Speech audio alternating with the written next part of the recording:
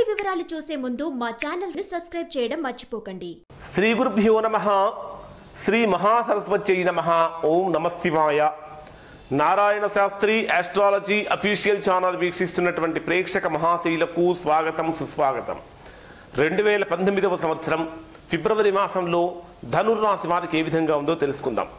ఈ వీడియో చూడటానికంటే ముందు ఇప్పటి వరకు ఈ ఛానల్ సబ్స్క్రైబ్ చేసుకొని వారు లేదా మొదటిసారిగా చూస్తున్న వారు వెంటనే సబ్స్క్రైబ్ చేసుకోండి. సబ్స్క్రైబ్ చేసిన వెంటనే బెల్ సింబల్ కనిపిస్తుంది, ఆ బెల్ సింబల్ కూడా టచ్ చేయండి. మేము అందించే అన్ని వీడియోలు మీకు నోటిఫికేషన్స్ రూపంలో అందుతూ ఉంటాయి. ఇక ధనుర్రాశి వారిని కనుక పరిశీలించినట్లయితే ధనుర్రాశి వారికి ఫిబ్రవరి మాసంలో గోచార రీత్యా కనుక చూసినట్లయితే కొద్దిగా ప్రతికూలమైనటువంటి ఫలితాలు వీరికి ఈ మాసంలో కనిపిస్తూ ఉన్నాయి. ఈ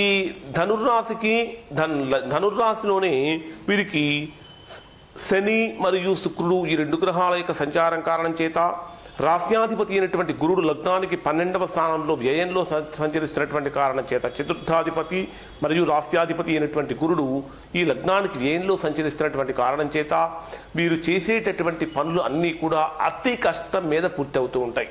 ఒక పని కనుక ప్రారంభించి ఆ పనిని కనుక ముగించాలి అంటే దానికి మీరు గతంలో చేసినటువంటి శారీరక శ్రమ, మానసిక శ్రమ కన్నా కూడా ఇంకా చాలా రెట్లు ఎక్కువ శ్రమ చేస్తేనే కానీ మీరు చేసేటటువంటి పనుల్లో మీకు అంత అనుకూలత అనేటటువంటిది కనపడదు. పైగా ఈ మాసంలో వీరిని కనుక తీసుకున్నట్లయితే చేసేటటువంటి పనుల వలన పనులలో ఆటంకాలు కలుగుతూ ఉండటం వల్ల మానసికమైనటువంటి ప్రశాంతత కూడా కోల్పోతూ ఉంటారు. అంటే మనసులో అనేకమైనటువంటి ఆలోచనలు వీరికి చికాకు పెడుతూ ఉంటాయి. అనేకమైన ఆలోచనలతోటి కొన్ని సందర్భాలలో ఏ పని చేస్తున్నామో ఏ పని చేయట్లేదు అనేటటువంటి సందిగ్ధావస్థలో కూడా ఉండిపోతూ ఉంటారు. మనసంతా కూడా ఎందుకో కొద్దిగా ఆందోళన చెందుతూ ఉంటుంది. ఎంత జెన్యూన్గా మనం ముందుకు వెళదాం అనుకున్నప్పటికీ కూడా ఎంత న్యాయబద్ధంగా ఎవరికి ఆటంకం కలగకుండా ఎవరిని ఇబ్బంది పెట్టకుండా మన వరకు మనం ముందుకు వెళ్దామని అనుకుంటూ మీరు ఎంత అయితే ముందుకు వెళ్ళడానికి ప్రయత్నం చేస్తూ ఉంటారో మీరు చేసేటటువంటి పనుల్లో మీకు అంతకు ఎక్కువగా ప్రతికూలతలు అనేటటువంటివి ఈ మాసంలో మీకు కనబడుతూ ఉంటాయి. దానితో పాటు అధికమైనటువంటి శారీరక శ్రమ కలుగుతూ ఉంటుంది. స్వల్పమైనటువంటి అనారోగ్య సమస్యలు కూడా మీకు కలుగుతూ ఉంటాయి. ఆరోగ్య భంగం కూడా కలుగుతూ ఉంటుంది. ఆకస్మిక ప్రయాణాలు మీకు వెంట వస్తూ ఉంటాయి. ఈ ప్రయాణాలలో కూడా స్వల్పమైనటువంటి ఇబ్బందులు అనేటటువంటివి చిన్న మానసికమైనటువంటి ఇబ్బందులు, శారీరకమైనటువంటి ఇబ్బందులు కూడా మీకు ఈ మాసంలో మీకు కలుగుతూ ఉంటాయి. ఎవరైతే ప్రభుత్వ ఉద్యోగస్తులు అయితే ఉన్నారో ప్రభుత్వ ఉద్యోగస్తులకు ఈ మాసంలో ఖచ్చితంగా బదిలీలు తప్పనిసరిగా అవుతూ ఉంటాయి. గతంలో మీరంటే ఎంతో విలువ ఇచ్చినటువంటి వారు కూడా ఈ మాసంలో మీకు కొద్దిగా చులకన చేసి మాట్లాడటం, తక్కువగా చేసి మాట్లాడటం అనేటటువంటిది ఈ మాసంలో మీకు జరుగుతూ ఉంటుంది. ఆర్థికంగా పర్వాలేదు అని అనిపిస్తుంది.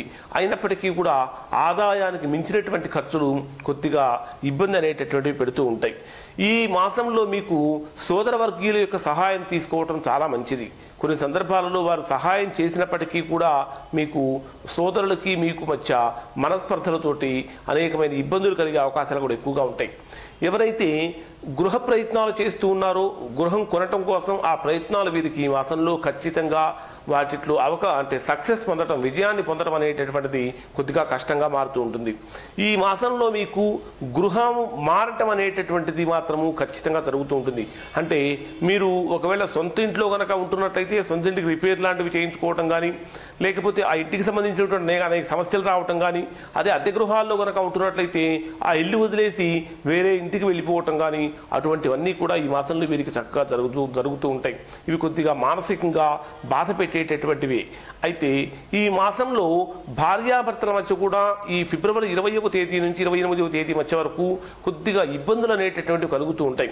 ఎందుకంటే భార్యాభర్తల్లో భర్త చెప్పినటువంటి మాట భార్య వినాలని, భార్య చెప్పినటువంటి మాట భర్త వినాలని, అంటే ఇద్దరూ చెప్పేది కుటుంబం వృద్ధి కోసమే అయినప్పటికీ కూడా ఆ ఇద్దరి మధ్య అనుకూలత అనేటటువంటిది లేకపోవడం వల్ల కొద్దిగా కుటుంబంలో కూడా చికాకు పరిచేటటువంటి వాతావరణం అనేటటువంటిది మీకు కనిపిస్తూ ఉంటుంది.